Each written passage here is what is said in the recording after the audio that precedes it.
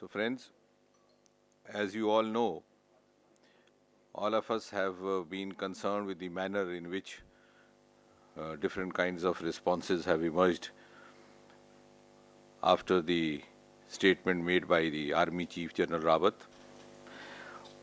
What is a matter of concern, worrisome, and also appalling is that Congress party is falling into the temptation of politicizing what has been said by the Army Chief. It is our considered belief and our conviction the nation is indebted internally to the Indian Army, the paramilitary forces. We are safe today. We are able to carry on our routine, our activities, the manner in which we wish, because we are being safely guarded by our security forces, which are among the best in the world. We are proud of them. We sleep because they stay awake. We eat because they stay hungry. And therefore, it is almost a sacrilege or a sin to say or do anything which tends to belittle the contribution of Indian security forces or tends to lower the morale of the forces. I think regardless of our political affiliations, regardless of political ideologies, it is important for each one of us to understand that politicking in the name of the security forces is ultimately going to affect each one of us regardless of our political beliefs, and therefore I think it is high time the nation should be made aware of the kind of lowly politicking indulged to by some of the Congress leaders who have questioned not only the intention of the Army Chief's statement, but also gone to the extent of calling him hot-headed. And the statements which have come one after the other by a number of leaders, whether it was Mr. Ghulam Nabi Azad or Mr. Sandeep Dikshit or Ranjita Ranjan, are quite unbecoming of a national party. But over a period of time, it has been established time and again that this party can go to any extent with an eye on electoral gains. And we saw this happening very recently at the time of the surgical strike, when questions were raised on the credibility of surgical strike, which is something which never happens even in the most developed democracies of the world, most advanced democracies of the world, which also observe certain bottom lines. And therefore, we earnestly appeal to all the political sections and the Congress party not to indulge in any kind of politicking at the cost of the morale of the security forces. The Army Chief's statement, to be fair, was actually inspired by concern for the youth of Kashmir. During counter-militancy operations, which are carried out jointly by the Indian Army, the Rashtriya Rifles, even by the Jammu Kashmir Police, I think nobody is more concerned than the army personnel about the possibility of a collateral damage and to avoid a collateral damage happening. And therefore, the Army Chief had made an earnest appeal that whenever an operation like this is in the process, the youth should avoid coming in the firing line so that they could be spared of any damage. Unfortunately, some of the Congress leaders have started interpreting it as if the army is on run after the youth of Kashmir, which is far from true. All of us have a stake in the youth of Kashmir. We know the population of Kashmir comprises nearly 60% of youth, and it is the youth who have now come of age. They have come to realize the manner in which they were misguided by some of the separatist and semi-separatist forces, and they want to be a part of the mainstream development being led under the leadership of Prime Minister Narendra Modi. There has also been statements by some of the regional Kashmir-centric political parties who have not only gone to the extent of saying unsavory things about the army, but also questioned the wisdom of the army chief in having made that statement. Virtually, that is a semi-separatist or a separatist jargon which is resorted to by certain Kashmir-centric political parties the moment they are out of power. These are the same political parties, for example, like National Conference, which is talking like this, which as a part of UPA was the one which even went to the extent of demanding bombardment on the terror camps in Pakistan. But the moment when they are in power, they swear by India, they swear by Kashmir being an integral part of India. And the moment they are shunted out of power, they overnight become wiser and tend to question the role of army, the status of Kashmir. And therefore, it is for all of us to realize this bluff, and particularly in the context of the sensitive situation that the country is going through, it is important for all of us to realize the kind of politicking which Congress party has resorted to time and again in the recent past and even on this occasion. As far as the separatist lobby in the Kashmir is concerned, we have always held the view that this is more of separatism by convenience rather than conviction. They make best use of all the perks, privileges available through the Constitution of India, but at the same time publicly claim to be not subscribing to the same Constitution. And unfortunately, the Congress party, notwithstanding its apparent claims of being a national party, is also falling to the temptation of using the same separatist or semi-separatist jargon for some petty short-term electoral gains, which also may elude it in the times to come. मित्रों, जैसा कि आप जानते हैं, सेना अध्यक्ष general Rawat के बयान के उपरांत जिस प्रकार से एक के बाद एक बयानबाजी आरंभ हुई है, ये दुर्भाग्यपूर्ण भी है, चिंता का कारण भी है। और चिंता केवल सरकार और किसी राजनीतिक दल विशेष की नहीं, सारे समाज की है कि यदि हम सेना की आड़ लेकर के राजनीति करने का प्रयास करते हैं थोड़े बहुत इलेक्टरल फायदे के लिए, तो भला किस प्रकार के प्रजातंत्र के मूल्यों का ये पालन हो रहा है। विश्व के सबसे अधिक विकसित प्रजातांत्रिक राष्ट्र भी कहीं ना कहीं किसी बॉटम लाइन की पालन करते हैं, परंतु यहाँ कांग्रेस के नेता यहाँ तक कह रहे हैं कि जो सेना के द्वारा कार्रवाई हो रही है उस पर भी प्रश्न चिन्ह है, और सेना के अध्यक्ष जो कह रहे हैं उनकी मानसिकता पर भी सवाल उठाया जा रहा है। देश और राष्ट्र ऋणी है भारतीय सेना का, भारत के अर्धसेना बलों का, और ये ऋण कभी चुकाया नहीं जा सकता। यदि आज हम सुरक्षित हैं, हम अपनी दिनचर्या अपनी इच्छा अनुसार निभाने में सफल हैं, तो मात्र इसलिए कि देश की सेना के जवान दिन रात सेनापति बन करके हमारी सुरक्षा सुनिश्चित किए हुए हैं। हम जब सोते हैं वो जागते हैं, हम जब भरपेट भोजन करते हैं वो खाली पेट रहते हैं, और इसलिए इस प्रकार की बात कहना निंदनीय ही नहीं, एक पाप है जिसका कोई प्रायश्चित नहीं। और ये एक निहायत ही दुर्भाग्यपूर्ण क्षण है सारे देश के लिए कि कांग्रेस के वरिष्ठ नेता एक के बाद एक सेना की कार्रवाई पर प्रश्न चिन्ह लगाए और सेना अध्यक्ष की मानसिकता पर प्रश्न चिन्ह लगाए। जो लोग सेना की आड़ लेकर के राजनीति करने का प्रयास कर रहे हैं वो शायद बहुत बड़ी गलतफहमी का शिकार है कि कोई भी ऐसी कथनी या कार्य जिसके परिणाम स्वरूप सेना का मनोबल घटता है तो उसका दुष्परिणाम किसी एक राजनीतिक दल पर नहीं होता, सारे देश पर होता है। और जहां तक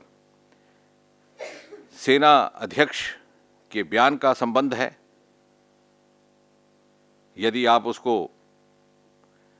बारीकी से देखें तो वो सेनाध्यक्ष के द्वारा कोई चेतावनी नहीं है, बल्कि एक चिंता है। ये उनकी मानसिकता की संवेदनशीलता को दिखाने वाला एक बयान है कि जब आतंकवाद के खिलाफ सेना और अर्धसेना दल जॉइंट ऑपरेशन करते हैं तो सेना को और सेना के अध्यक्ष को ये चिंता रहती है कि मासूम लोगों का नुकसान ना हो, और इसलिए भरे मन से एक अपील है कि हमें चिंता है कि आप लाइन ऑफ फायरिंग में ना आए ताकि आपको किसी प्रकार का नुकसान ना पहुंचे। और दुर्भाग्यपूर्वक कांग्रेस पार्टी इस प्रकार से दर्शा रही है कि मानो सेना भाग रही है युवाओं के पीछे, जैसे मानो देश के युवाओं पर बहुत बड़ा अत्याचार और शोषण और दमन आरंभ हो गया है सेना की ओर से। और एक बार नहीं, बार बार ऐसा कहना। अभी हाल ही में जब सर्जिकल स्ट्राइक का समय आया तो उसकी विश्वसनीयता पर प्रश्न उठाया गया। और विश्व के बड़े से बड़े विकसित देश और बड़े से बड़े विकसित प्रजातंत्र में भी इस तरह की राजनीति और घिनौनी राजनीति की आड़ लेकर के अपने चुनावी एजेंडे को बढ़ाने का कार्य नहीं किया जाता। और इसलिए समय आ गया है कि देश की जनता इस बात को समझे और कुछ एक अलगाववादी दल जो समय समय पर इस तरह की बातें करते हैं कश्मीर के, हमारा सदा ये मानना है कि वो अलगाववाद करते हैं तो किसी आदर्श आइडियल के तहत नहीं, अपनी सुविधा के अनुसार भारतीय संविधान से उपलब्ध हर प्रकार के प्रावधान का पूरा लाभ भी उठाते हैं और साथ ही साथ ये भी कह देते हैं कि भारत के संविधान में उन्हें विश्वास नहीं। लेकिन उससे भी अधिक चिंता का विषय यह है कि कांग्रेस जैसी पार्टी जो अपने आप को राष्ट्रीय दल कहती है, एक सस्ती राजनीति करने के खातिर अलगाववादियों की भाषा का उपयोग करने पर मजबूर हो गई है। इससे यह भी जाहिर होता है कि कांग्रेस पार्टी किस प्रकार हताश हो चुकी है और वह आने वाले समय में अपना भविष्य किस प्रकार से बोझल और ओझल देख रही है। और इस फ्रस्ट्रेशन के परिणाम स्वरूप कांग्रेस पार्टी इस कदर विवश हो चुकी है कि वो अलगाववादियों की भाषा बोलने पर मजबूर हो चुकी है।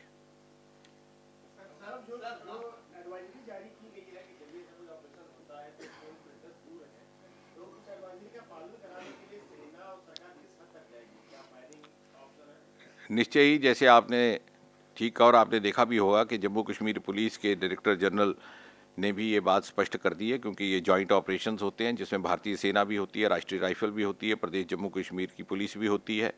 और एडवाइजरी भी एक चिंता के ही से प्रेरित है। और मैं समझता हूँ कि हम सबको इस बात की प्रशंसा करनी चाहिए कि हमारी सेना और हमारी पुलिस कितनी संवेदनशील है। उन्हें ये चिंता है कि किसी युवा की, किसी मासूम व्यक्ति की जान ज़ाया ना जाए, और इस बात को चिंता ना समझ करके चुनौती की संज्ञा देना एक राजनीतिक बैंकरप्सी को दर्शाता है।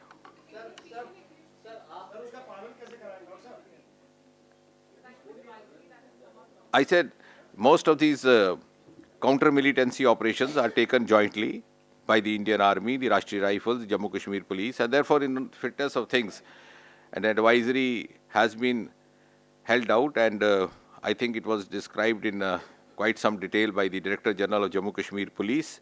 This is in fact a reflection of the kind of sensitivity with which the Indian security forces, be it the Indian Army or the Jammu Kashmir Police or the Rashtriya Rifles, are operating in the most difficult situations.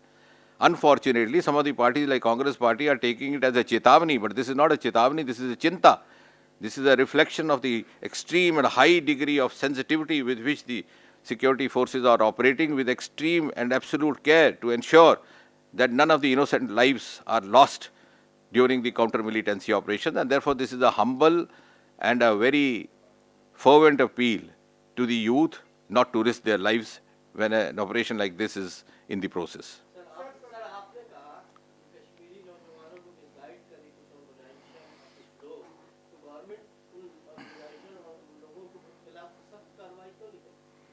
निश्चय ही जहाँ जहाँ भी सरकार के संज्ञान में आता है इस तरह की कार्रवाई की जाती है। इन सब चीज़ों का कई बार सार्वजनिक तौर पर व्याख्यान नहीं होता, परंतु इससे भी अधिक संतोषजनक बात यह है कि कश्मीर के आम इंसान, कश्मीर का आम युवा, कश्मीर की गली सड़कों पर चलने वाला व्यक्ति अब इस हकीकत और इस वास्तविकता को समझने लग गया है। अब वो और अधिक गुमराह होने के लिए तैयार नहीं। कांग्रेस ने अभी थोड़ी देर पहले एक प्रेस कॉन्फ्रेंस की है आंतरिक सुरक्षा के मुद्दे पर। प्रदेश एटीएस ने आईएसआई से संपर्क रखने वाले कुछ युवाओं को पकड़ा है जिनका संबंध सीधे बीजेपी से रहा है, जिसका नाम उन्होंने बताया ध्रुव सक्सेना, जितेंद्र सिंह और बलराम सिंह, आशीष सिंह, जिनके संबंध बीजेपी से रहे हैं और आईटी सेल से रहे हैं, जिन्होंने 4 शहरों में 30 टेलीफोन एक्सचेंज लगा रखा था। उन्होंने कहा कि इसमें बीजेपी क्यों आंतरिक सुरक्षा पर समझौता कर रही है। इस बारे में आपका क्या कहना है, जो आरोप उन्होंने लगाया है? इस विषय में मुझे कुछ अधिक कहने की आवश्यकता नहीं। कारण ये कि प्रदेश इकाई और प्रदेश का नेतृत्व इसका स्पष्टीकरण दे चुका है। ये जो भी नाम दिए गए हैं, इनमें से कोई भी भारतीय जनता पार्टी का पदाधिकारी ना है, ना रहा है। ये एक दुष्प्रचार। बिल्कुल, तो फोटो जारी करने से तो कोई हर्ज नहीं पड़ता। मेरे साथ आप ठीक कह रहे हैं, हमारे पास ऐसे फोटो हैं जैसे जिनमें हमारे साथ कांग्रेस के वॉलंटियर खड़े हैं। तो ये जो कांग्रेस के नेता इल्जाम लगा रहे हैं, आरोप लगा रहे हैं, इनके बहुत से चित्र हमारे साथ हैं, हमारे साथ खड़े हैं। तो ये क्या भाजपा के सदस्य हो गए? सार्वजनिक जीवन पर मंच पर खड़े होना या किसी चित्र में दिखाई देना कोई प्रमाण नहीं रहता। बल्कि यदि कांग्रेस के कोई सदस्य हमारे साथ आकर के चित्र खिंचवाना चाहते हैं तो हमें तो लगता है कि शायद वो हमारे से इतने प्रभावित और प्रेरित हैं।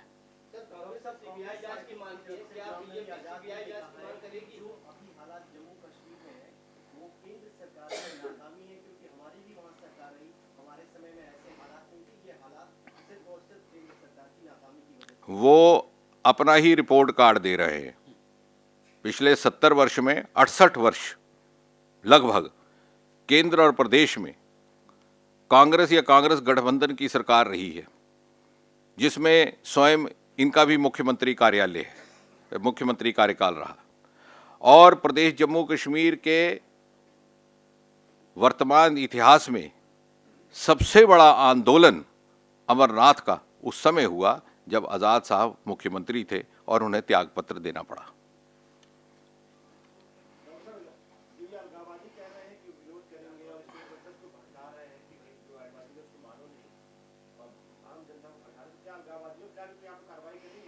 निश्चय ही सरकार इन सब बातों का संज्ञान लेकर के उचित कार्रवाई करती है। हर चीज़ का व्याख्यान, जैसे मैंने कहा, सार्वजनिक तौर पर नहीं करना उचित रहता। लेकिन साथ ही साथ मैंने कहा कि संतोष की बात यह है कि अब युवा स्वयं भी समझने लगे हैं और वो चाहते हैं कि भारत की मुख्य धारा का हिस्सा बनकर के जो एक विकास यात्रा प्रधानमंत्री नरेंद्र मोदी जी के नेतृत्व में आरंभ हुई है, उससे वो लाभ प्राप्त करें। कहीं ऐसा ना हो कि बाकी देश के युवाओं का इसका लाभ प्राप्त हो और ये वंचित रह जाएं और कारवां गुजर जाए और ये गुबार देखते रहें।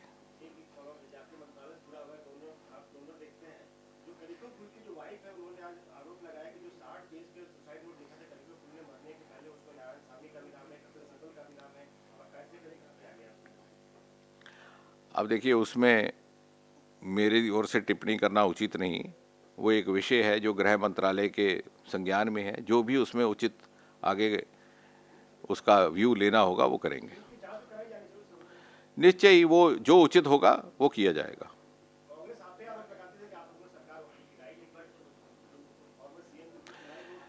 कांग्रेस आरोप लगाती है कि हमने कांग्रेस सरकार गिराई, लेकिन जहाँ जहाँ भी सरकार गिरती है वो खुद ही अपने अपनी सरकार गिरा देते हैं। So Congress actually is falling under its own weight and that is why out of frustration it is indulging in the kind of jargon which is unheard of in the history of democracy.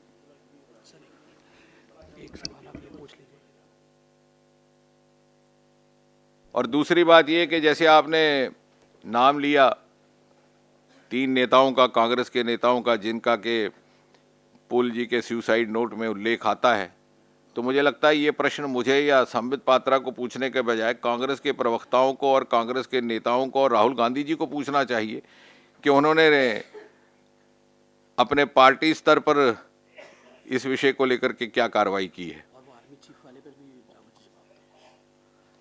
और यदि ये कहा जा रहा है कि किसी नेता ने कोई बयान दिया है तो ये पार्टी का मत नहीं है, तो मेरे ख्याल से उसका भी उत्तर कांग्रेस के नेतृत्व और राहुल जी को देना होगा कि कांग्रेस पार्टी का क्या मौकिफ है, क्या रुख है, क्या स्टैंड है इस सेना अध्यक्ष के बयान को लेकर के, जो उस पर प्रतिक्रिया उनके नेताओं के द्वारा हो रही है उसको लेकर के। जो आपने बोला कांग्रेस अपने वेट से दबी जा रही है, कांग्रेसियों के नाम आया है। मैं ये कह रहा था कि जहाँ जहाँ भी कांग्रेस ये पार्टी कहती है कि हमारी सरकार गिराई गई है, दर हकीकत होता ही है कि वो अपने ही वजन के नीचे दब गई होती है।